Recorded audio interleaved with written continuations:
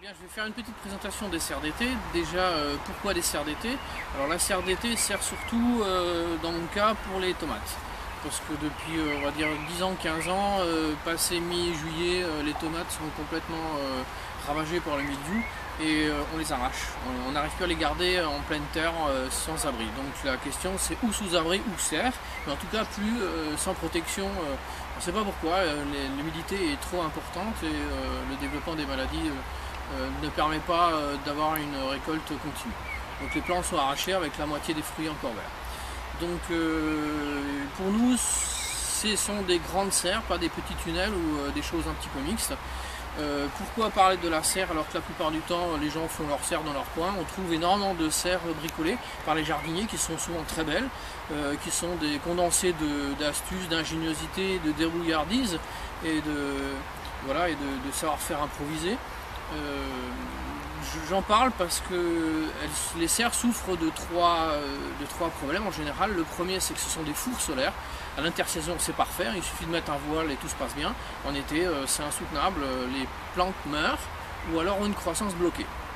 La deuxième chose, c'est qu'elles sont arrachées. Là aussi, des voisins médisants m'ont tout de suite dit ah mais de toute façon votre serre elle va pas tenir 2 jours, elle va être arrachée par le prochain vent. Bon, elles ont subi 2 tempêtes, ça fait 4 ans qu'elles sont là. Et une forte épaisseur de neige, ça tient bien quand c'est bien conçu, c'est pas parce que c'est une bâche plastique que ça ne doit pas résister, ou pas durer. Le troisième problème, c'est qu'en général quand on a une belle serre, on se fait voler ou la serre ou le contenu, voire les deux. Parce que ça attire, on est en France, on n'est pas en Allemagne ou en Suisse, ici tout ce qui peut être volé est volé, et ça attire la convoitise, malheureusement c'est comme ça. Donc c'est pour ça que je fais quelques commentaires, je donne mes éléments en tant que jardinier et en tant qu'architecte pour pouvoir faire une serre facilement, pas cher et durable, le plus durable possible. Alors d'abord les considérations générales. Donc qu'est-ce qu'une serre? C'est un capteur solaire, donc il faut qu'elle ait la plus grande surface d'exposition au soleil, donc vers le soleil et pas sous les arbres avec un ombrage ou un masque. La deuxième chose, c'est qu'il faut qu'elle ait la plus grande surface de contact avec le sol, ou un talus, ou une maçonnerie, ou un gros enrochement, pour pouvoir lisser les températures, donc la nuit descendre moins bas, et le jour, quand il fait très chaud, monter moins haut. Donc c'est ce qu'on appelle lisser les courbes de température, utiliser l'inertie du sol. Donc plus une serre sera, on va dire, meublée avec des rochers, des tonneaux d'eau, ou adossée à un mur, ou enterrée, plus elle sera intéressante. Troisième caractéristique, il faut aussi de l'ombrage sur une serre, alors pas tout le temps évidemment, pas à l'intersaison, c'est surtout en mi-journée en été. Donc il faut choisir des feuillages qui est bien important à ce moment-là, pas trop opaque évidemment, c'est un ombrage tournant, à 50% et c'est idéal pour faire une espèce d'ombrière. Parce que les serres souffrent d'un excès de température et un excès de lumière aussi en mi-journée, juste en été. Et dernier élément, avoir la forme la plus compacte, pour atteindre un bon ratio volume-enveloppe, donc avoir le moins de déperdition jour-nuit. Donc la plus sphérique, là ça contredit un peu les éléments précédents, mais c'est comme ça. Ça c'est pour les généralités, pour qu'on les rappelle brièvement. Maintenant, ce qui en fait les caractéristiques d'une serre adaptée à la permaculture, selon moi, sont 3 chapitres. Le premier c'est la ventilation naturelle, le deuxième c'est la bonne résistance aux efforts du vent, parce que c'est toujours une question qui n'est jamais abordée. Et troisième c'est l'irrigation naturelle. Alors le premier point, comment est-ce qu'on fait une ventilation naturelle dynamique dans une serre? Donc il faut une ventilation horizontale, on ouvre deux côtés sur la totalité de la longueur de la serre, il ne faut pas faire une poche chaude et une poche froide. Moi je l'ouvre en partie basse, c'est ce qu'il y a de plus simple, donc on fait le bas des jupes, le bas de la bâche qui est remontable, et en fait elle est tout le temps ouverte, sauf avant les seins de glace et à l'automne. Là c'est fermé, mais sinon en été tout le bas des serres est ouvert. Dès qu'il y a un petit courant d'air, tout l'air chaud est balayé, et donc ça limite la poche. Et en partie supérieure, donc ça c'est verticalement, il faut mettre une trappe pour éviter la formation d'une grosse bulle d'air brûlant dedans. Donc il y a plusieurs possibilités, soit on met un lanterneau, ce qui est très compliqué, soit on met une fenêtre haute, c'est pareil, on n'arrive pas à la fermer correctement, même avec un châssis, une tabatière ouvrante, c'est compliqué. Le plus simple c'est mettre des portes très hautes, beaucoup plus hautes que normal. Si vous avez une set de 2,50 m, vous mettez des portes de 2,50 m, même si vous ne faites pas 2,50 m de haut. Voilà. La résistance aux efforts du vent, alors là on est dans le délire complet, souvent on voit par exemple la serre la plus aberrante qu'on a, c'est la serre géodésique ou semi-hémisphérique. Celle-là est totalement aberrante. Pourquoi? Parce qu'en fait elle est composée d'une somme infinie très importante de petites surfaces de bâche transparentes. Or on sait que la jonction, le scotch ou la couture résiste beaucoup moins que la bâche elle-même. Donc ça veut dire énormément d'entrée d'eau, c'est pas forcément très grave, mais ça sert à rien de protéger à ce moment-là les tomates s'il pleut dedans tout le temps de l'eau de pluie. Et surtout ça se déforme et ça résiste pas au vent. Les scotch durent même pas 5 ans, alors que la bâche dure à peu près 15 ans, la bâche professionnelle. Donc c'est une aberration complète. Donc premier principe, il faut absolument avoir un film posé d'un seul tenant. Et pour ça, il n'y a qu'un seul secret, c'est la saucisse ou la serre-tunnel. Donc on met un contenant qu'on saucisse, qu'on verrouille, qu'on tortille aux deux extrémités, et ça fait une saucisse. Pour une serre, on n'a pas un contenant de révolution complète, c'est une demi-saucisse, donc c'est ce qu'on appelle une serre-tunnel. La serre-tunnel, elle a mis des dizaines et des dizaines d'années pour avoir été mise au point. C'est pas parce que c'est les agriculteurs qui l'utilisent que c'est une mauvaise idée. Au contraire, les agriculteurs ont aussi des bonnes idées. C'est un produit d'ingénierie qui est assez évolué. Donc on met dessus une bâche plastique. On l'attend juste aux extrémités, on peut la relever sur les bords et donc elle a une extrême résistance. On ne peut pas faire mieux, question durabilité et optimisation de la surface. Aucune couture, rien. C'est vraiment un produit très très performant. Donc premier principe, je rappelle, il faut que le film soit d'un seul tenant, pas de scotch, pas de bâche. Ou alors, si on ne peut pas faire autrement, ce qui est mon cas ici, on met les jonctions, par exemple en partie haute, là, où il n'y a pas d'effort. Très très peu d'effort, les vents venaient dans leurs deux sens, et puis on a roulé 10 fois les jonctions des bâches ensemble, et on les a graffées de façon à ce que les efforts soient pratiquement continus. Donc on groupe, s'il y a des jonctions, ces jonctions à des endroits où c'est pas trop sollicité, en bas ou en haut ou sur les pignons. Deuxième élément, la forme de la serre est constituée de surfaces de révolution. Alors vous tapez sur internet, la surface de révolution c'est le cylindre, le cône et d'autres formes, mais c'est surtout cylindre et cône. Pour avoir une rigidification totale des voiles et ainsi éviter leur déformation lors des efforts du vent. Si on a par exemple une surface tendue sur un cadre plat, vous comprenez qu'à force de solliciter dans les deux sens, on aura des poches, et ça va se détendre. Et surtout, le fait que ça puisse bouger fait que ça va se déformer beaucoup plus. On appelle ça phaséier. Pour ceux qui ont fait de la voile ou de l'aviation, les surfaces des avions, des ailes d'avion et des fuselages étaient autrefois en toile tendue. Et il fallait absolument que ça soit ou gauche ou de révolution, de façon à ce que la surface soit bloquée. Malgré le fait que c'était une surface souple, une membrane, elle était bloquée comme une tôle. Ça ne bougeait pas. Et lorsque le vent soufflait par intermittence, on avait l'impression d'avoir une tôle. Si vous faites une surface plate, ça fait plop, plop, plop, plop, plop, et à un moment, vous avez un ventre. Sur une surface supérieure, il y a donc de l'eau qui va s'accumuler. Dans cette eau, il y a la saleté, donc ce ne sera plus une serre transparente, ce sera une serre couverte par je ne sais pas quoi, d'humus, et donc elle sera moins bonne. Donc il est très important d'avoir une surface de révolution de façon à ce que les surfaces ne battent pas, ne bougent pas, ça ne claque pas comme ça au vent, et le plastique dure très longtemps à ce moment-là. Les attaches, on n'a pas besoin de les retendre et ainsi de suite. Donc ça c'est la surface de révolution. Troisième élément, un système de rattrapage, parce que sous l'effet de la chaleur et du vieillissement, la bâche se détend un petit peu et il faut la retendre. Alors évidemment, si elle est tendue en partie basse, il faut pouvoir retendre toute la partie basse. Et voilà. Ensuite, dernier élément de mécanique, une réduction au maximum des surfaces de contact entre le film et la structure serre. Donc là aussi, la serre-tunnel, c'est des arceaux qui sont extrêmement espacés, de 1,50 m, 2 m, voire plus, 3 mètres des fois. Et là, on ne peut pas avoir le ratio structure enveloppe est extraordinaire. On ne peut pas faire moins d'ossature pour autant de volume. Le plus stupide qu'on ait, complètement irréfléchi, c'est de nouveau la serre géodérique. Elle a énormément d'ossature, où ça frotte, où les jonctions en plus frottent, puisque c'est partout là où il y a du scotch. Et c'est pas du tout économique, pas du tout intelligent. Ça fait autant de lumière en moins. Et la serre-tunnel, c'est l'inverse. Ce sont des arceaux très espacés. Et donc quand il y a un petit peu de déformation, ça bouge quasiment pas. Et petit détail, ces surfaces donc de structure doivent être parfaitement arrondies et bien polies, pour ne pas faire de ragage, c'est-à-dire d'usure lors des mouvements de la toile. Voilà. Dernier chapitre, donc l'irrigation naturelle, ça c'est vraiment spécifique à la permaculture. Donc là on était dans la durabilité de la serre, de l'ouvrage. L'irrigation naturelle dans une serre avec récupération de l'eau de pluie, comment ça se fait?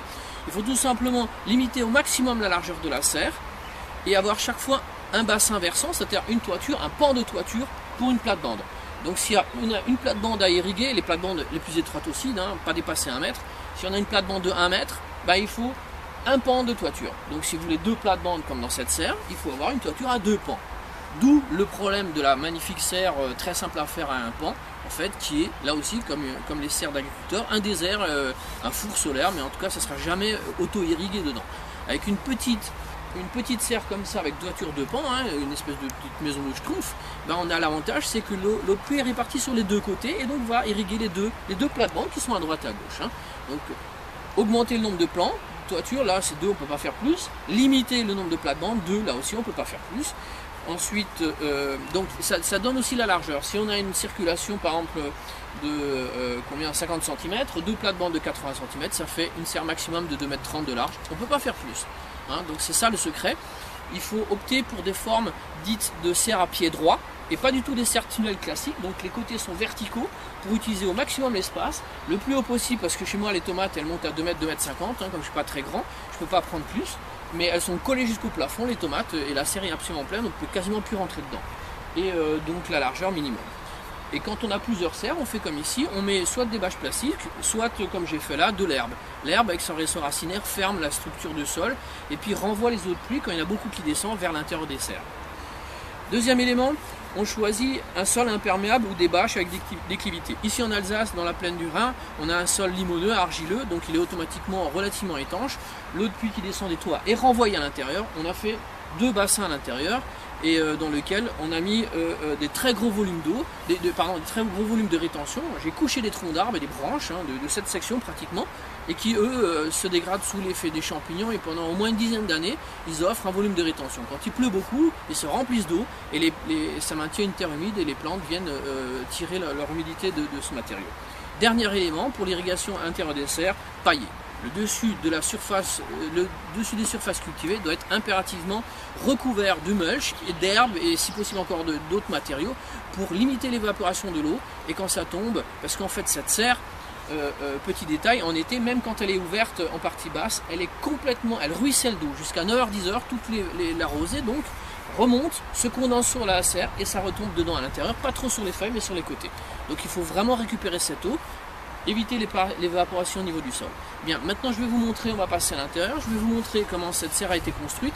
C'est pas toujours rentable de fabriquer une serre soi-même, on en trouve de très bonne qualité en acier. Ici, comme dit, il faut absolument qu'elle ait, on va dire, qu'elle n'attire pas le regard, sinon en centre-ville on se fait tout voler, la serre et le contenu. Donc c'est pour cette raison que je l'ai fabriquée moi-même. Elle est entièrement durable, hein, c'est donc là aussi une dimension permaculturelle, matériau pas éternel mais quasiment. À part la bâche plastique. Bon, je vous présente maintenant la serre depuis l'intérieur. Donc c'est une serre qui se veut le plus durable possible, le plus écologique possible. Donc il n'y a quasiment aucune pièce métallique à part les suspentes là et les vis. Les poteaux sont constitués les éléments verticaux sont constitués de poteaux de châtaignier ou de robinier de 2,60 m de long et avec une partie enterrée de 60 cm. La tête plate au-dessus. La charpente elle-même est constituée de lattes de mélèze, hein, donc c'est la même section qu'une latte de toit.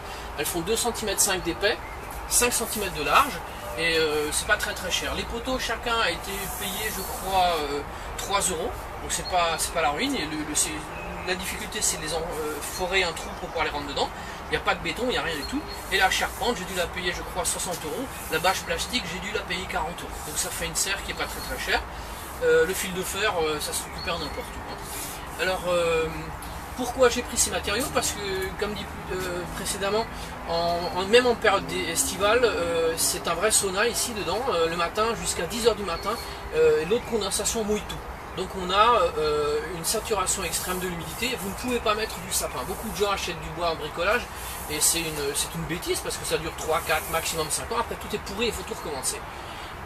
Ici, on a peut-être un coût de 20% en plus, surtout si vous achetez tout le bois en Syrie ou à des forestiers, des piquets à des forestiers, ça coûte pratiquement rien. Et vous ne verrez jamais la fin d'une serre comme ça. La bâche plastique, elle est achetée dans le comptoir agricole, elle est donnée, je crois, pour 15 ans, maximum 20 ans. Hein, c'est de la bâche professionnelle traitée anti-UV. Alors, de quoi est constituée cette serre? Comme dit, d'éléments verticaux, espacement entre axes 2,20 m, 2,30 m, hauteur jusqu'à l'appui du poteau de 2 mètres. Ici le poinçon de la ferme de charpente fait 60 cm de haut. On voit bien que donc c'est une ferme à entrée. Ici j'ai fait un petit encastrement dans la découpe des bielles dans l'entrée pour pouvoir reprendre des poussées. Il y a une grosse vis là qui tient là. Là c'est simplement vissé par 2 vis du bas. En partie haute, j'ai taillé aussi le poinçon pour pouvoir encastrer, reprendre les efforts des deux bielles dans le poinçon. Et un fêtage, une planche de fêtage en haut de 10 cm de haut en mélèze, avec un bord raboté rond dessus pour ne pas user la bâche. Idem ici aux égouts. Les égouts, ce sont donc des planches de 10 cm de haut avec les bords bien rabotés. Et tout en bas, à 50 cm du sol, deux planches sur les longues façades sur lesquelles j'enroule la bâche. Hein. Donc à partir de des seins de glace, je remonte les bâches, elles sont permanentes ouvertes. Et puis je les fixe avec des pinces à linge, des pinces de bureau, n'importe quoi. Petit détail très important, l'ouvrage est contreventé, c'est-à-dire qu'il y a des triangulations, des fils de fer de pratiquement 1 mm de diamètre qui relient les bas des poteaux au haut des poteaux pour pouvoir résister et éviter les déformations des ouvrages en cas d'effort du vent. Très important, hein, c'est les longs pans, la toiture et les pignons sont contreventés avec une croix de Saint-André chaque fois, de façon à avoir aucune déformabilité. Ça fait maintenant 4-5 ans que ces serres sont là, elles n'ont pas du tout bougé, rien à déchirer.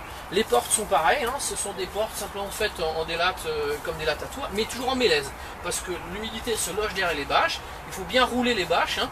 Là vous voyez bien, la bâche passe derrière, de façon à ne pas avoir d'effort. Hein. C'est toujours le même principe, il faut qu'il y ait le moins de jonctions possible. C'est comme les origamis, c'est tout un travail pour arriver à développer les surfaces avec le moins de jonctions possible. Ce sont les jonctions qui vont lâcher, les jonctions de la bâche. Hein. Voilà. Donc on voit bien ici les plates-bandes qui sont recouvertes de paillage. Hein. Donc c'est tout le compost de la copropriété avec encore de l'herbe tondue du jardin. On voit, dernier petit détail, les aménagements pour les tomates. Hein. Donc là-dedans, je mets combien une vingtaine de pieds de tomates. 5, 6, 7. Ouais, non, exactement 20 pieds de tomates. Hein. Donc j'ai des ficelles qui sont suspendues aux entrées de ferme avec une queue de cochon en acier là et que je laisse à poste en permanence et je remets simplement mes petits pieds de tomates dessus. Et les pieds de tomates, une fois qu'ils sont là, ils s'enroulent, ils touchent la toiture et ils remplissent complètement la serre. Voilà pour l'essentiel des informations concernant la serre.